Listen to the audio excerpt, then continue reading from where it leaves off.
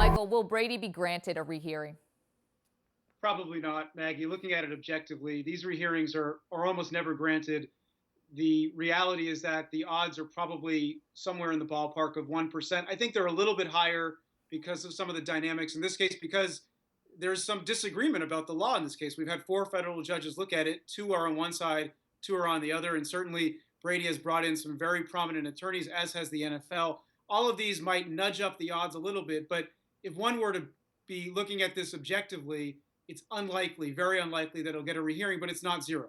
Okay, when is the court going to make a decision on this? Are we talking about days or weeks, possibly months?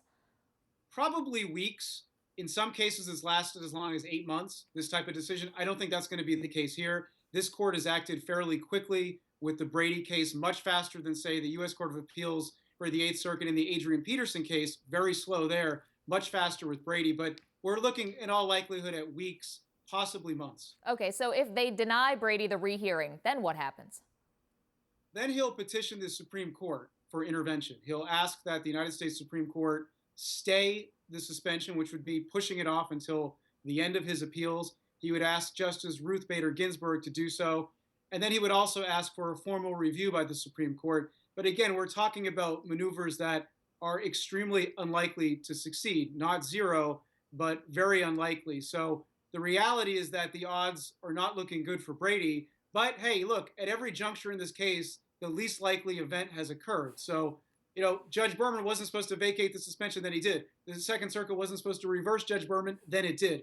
Who knows? Yeah, stay tuned. That's why this has become a reality TV show. So the question that every New England Patriots fan wants answered, what's the likelihood that Brady sits for those first 4 games?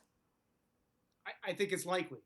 How likely it is could be debated, but certainly if one were looking, let's borrow the expression, more probable than not. Oh, boy.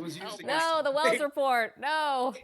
Hate to use it, but it's very apt here. May not have been apt before. It is apt here. It is more probable than not that Jimmy Garoppolo will be starting week 1 against the Arizona Cardinals. Not a guarantee, but certainly all of the odds would point in that direction. Okay, well, let's help out Patriots fans because, goodness, they can't catch a break. Many have speculated that a compromise could be reached. Perhaps Brady sits for 1 game or 2. Do you see that happening?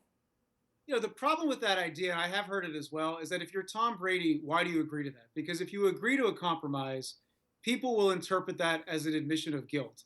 And I think if Tom Brady is thinking about his legacy, any kind of cutting a deal, no matter how it's phrased, even if it says it's only over the phone or something like that, I would be wary if I'm Tom Brady in agreeing to such a deal. I know he wants to help out his team, but I think he's in a difficult position. And then from the NFL standpoint, the NFL could say, why does it want to compromise? It just won.